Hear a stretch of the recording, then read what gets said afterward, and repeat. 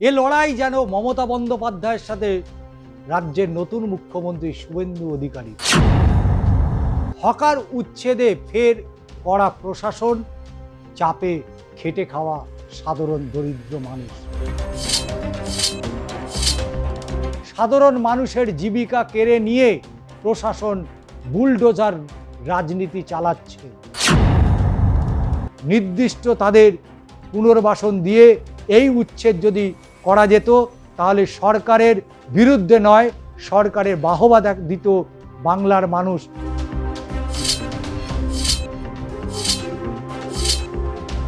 নমস্কার, আমি ষষ্ঠী চট্টোপাধ্যায়। শুরু করছি দাদা দিদির রাজনীতি। রাজায় রাজায় যুদ্ধ হয়, প্রাণ যায় উলুখাগড়া। এ লড়াই যেন মমতা বন্দ্যোপাধ্যায়ের সাথে রাজ্যের নতুন মুখ্যমন্ত্রী শুভেন্দু অধিকারী। কারণ হকার উচ্ছেদে ফের কড়া প্রশাসন, চাপে খেটে খাওয়া সাধারণ দরিদ্র মানুষ। শহর সৌন্দর্যের নামে ফের হকার উচ্ছেদে নামল প্রশাসন। মহানগরের একাধিক গুরুত্বপূর্ণ রাস্তা, বাজার চত্বরে পুলিশ পুরসভার যৌথ অভিযান ভাঙচুর চালাচ্ছে। বহু হকারের দোকানপাট তুলে দেওয়া হয়, বাজেয়াপ্ত করা হয় তাদের সামগ্রীকে। হকারদের অভিযোগ, পুনর্বাসনের কোনো নিশ্চয়তা না দিয়ে তাদের রুজি রুটির ওপর আঘাত নামানো হয়েছে।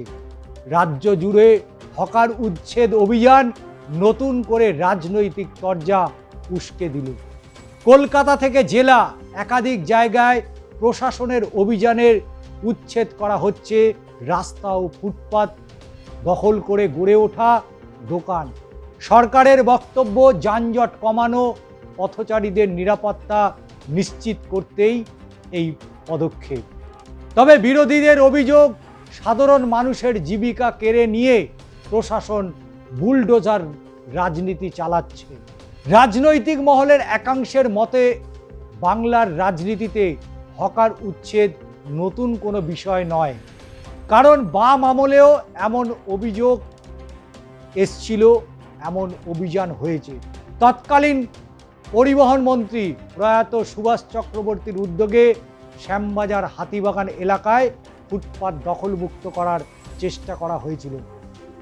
সেই সময় বিরোধী নেত্রী মমতা বন্দ্যোপাধ্যায় ও কংগ্রেস রাস্তায় নেমে সেদিন প্রতিবাদ করেছিল।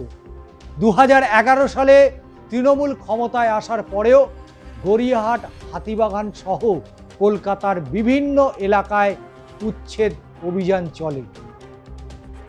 বিষয়টি গড়ায় আদালত পর্যন্ত। কলকাতা হাইকোর্টেও একাধিক মামলায় ফুটপাত দখল নিয়ে উদ্বেগ প্রকাশ করে নির্দেশিকা জারি করেছিল। আজ যেন সমস্তটাই নতুন করে উঠে আসছে, কিন্তু বাস্তবে ফুটপাত দখলমুক্ত করা কখনোই পুরোপুরি সম্ভব হয়নি বলেই মত প্রশাসনিক মহলে। বর্তমান পরিস্থিতিতে প্রশ্ন উঠছে, এতদিন প্রশাসনের নীরবতার পর হঠাৎ কেন কড়া অবস্থান? বিরোধীদের দাবি, রাজনৈতিক সংঘাতের আবহে সাধারণ খেটে খাওয়া মানুষই চাপে পড়েছেন। একাংশের বক্তব্য, লড়াইটা সাধারণ মানুষের নয়, রাজনৈতিক শক্তির। মাঝে পড়ে ক্ষতিগ্রস্ত হচ্ছেন হকাররা। অভিযানের সময় একাধিক জায়গায় উত্তেজনা ছড়ায়। হকারদের অভিযোগ, পর্যাপ্ত নোটিশ ছাড়াই দোকানপাট ভাঙচুর করা হয়েছে। অনেকের দাবি, পুনর্বাসনের স্পষ্ট রূপরেখা ছাড়া উচ্ছেদ অনিশ্চয়তার মুখে ফেলে পড়েছেন তারা। কিন্তু প্রশাসন অবশ্য জানাচ্ছেন, বেআইনি দখল সরিয়ে শহরের স্বাভাবিক চলাচল নিশ্চিত করাই তাদের একমাত্র লক্ষ্য। শহর পরিকল্পনাবিদদের একাংশে মনে করিয়ে দিচ্ছেন, ফুটপাত পথচারীদের জন্য হলেও শহরের অনানুষ্ঠিক অর্থনৈতিক বড় অংশ জুড়ে রয়েছে হকাররা। ফলে উচ্ছেদ এবং পুনর্বাসন, এই দুটির মধ্যে ভারসাম্য রাখাই প্রশাসনের কাছে সবথেকে বড় চ্যালেঞ্জ। বিভিন্ন সময় আমরা দেখেছি এই হকার উচ্ছেদ নিয়ে বারবার সরগরম হয়েছে রাজ্য রাজনীতি। দীর্ঘদিন ধরে বৈধভাবে ব্যবসা করে আসছিলেন বহু ক্ষুদ্র বিক্রেতা।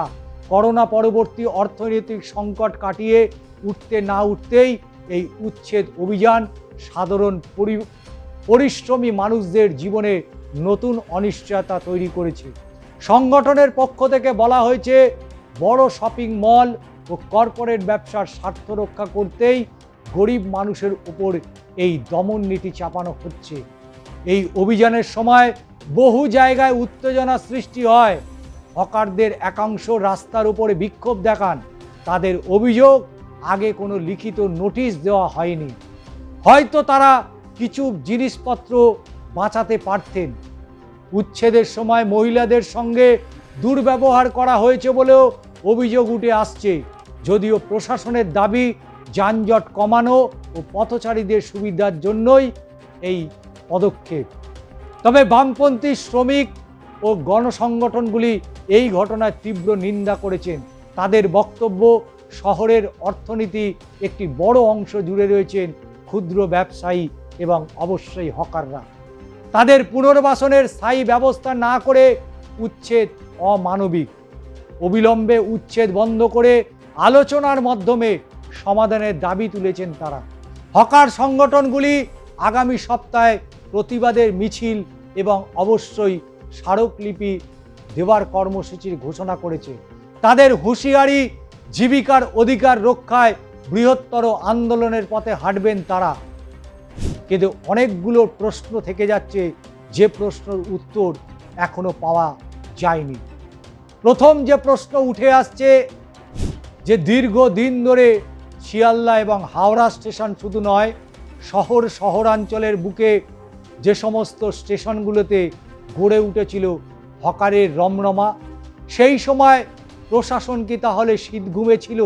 প্রশ্ন উঠছে, রেল কর্তৃপক্ষ তারা কি জানতেন না যে তাদের প্রেমিসেসের মধ্যে, তাদের জুডিরিকশনের মধ্যে একের পর এক হকার তারা ব্যবসা করে যাচ্ছেন?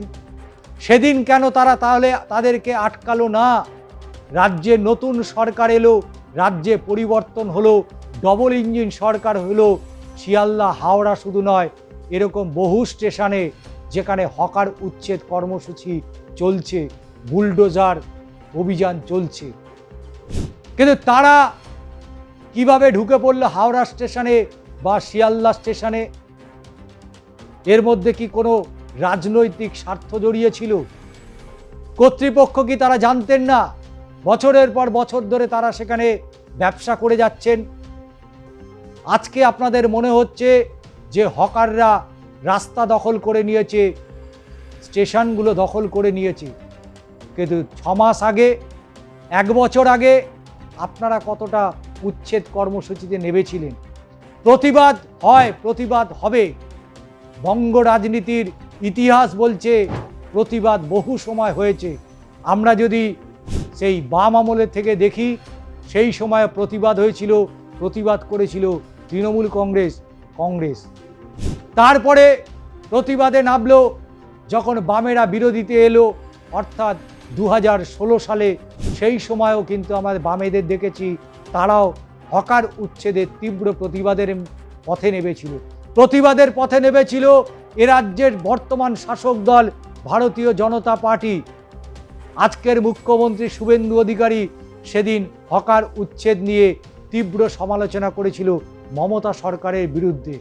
আর আজকে তারই সরকার, তারই প্রশাসন সেই সময়কালে আবারও হকার উচ্ছেদ হচ্ছে, পথে নামছে বর্তমানে বিরোধীতে থাকা তৃণমূল কংগ্রেস, সিপিএম, আইএসএফ প্রত্যেকেই।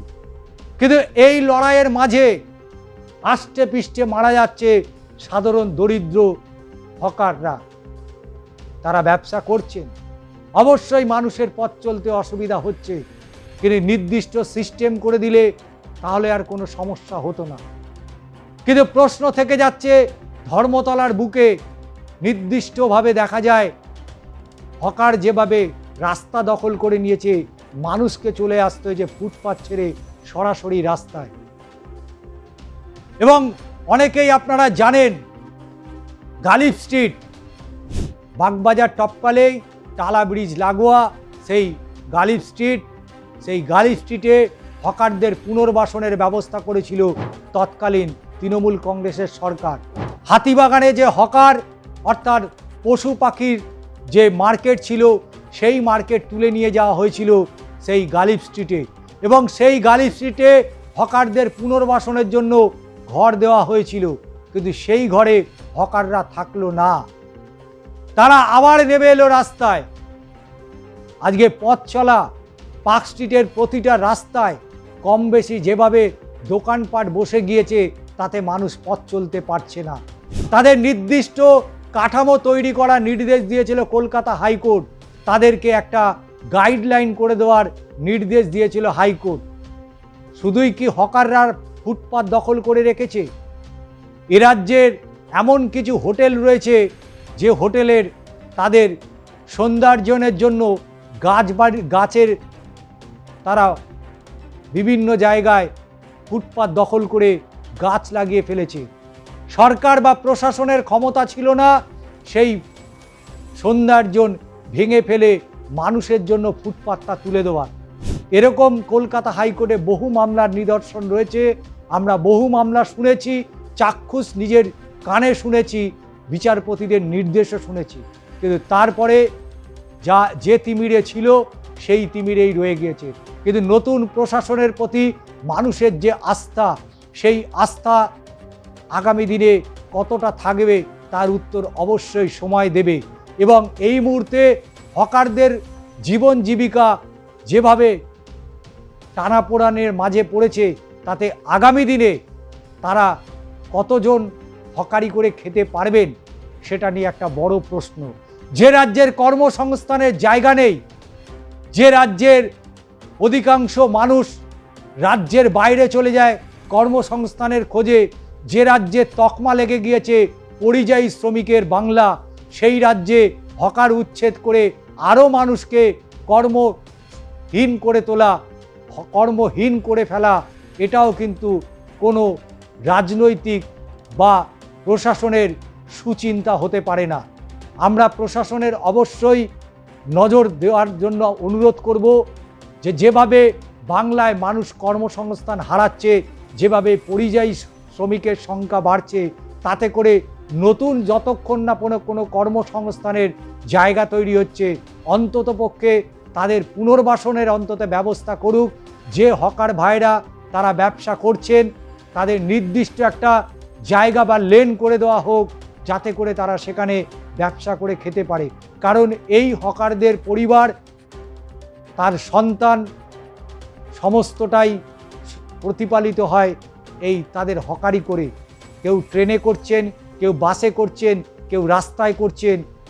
তাই হকার উচ্ছেদ অবশ্যই হওয়া উচিত, নির্দিষ্ট জায়গায় তাদের পুনর্বাসন দিয়ে ফুটপাত দখল মুক্ত অবশ্যই করা প্রয়োজনীয়তা রয়েছে। সৌন্দর্যন শুধু নয়, মানুষের স্বার্থে হকার উচ্ছেদ অবশ্যই প্রয়োজন।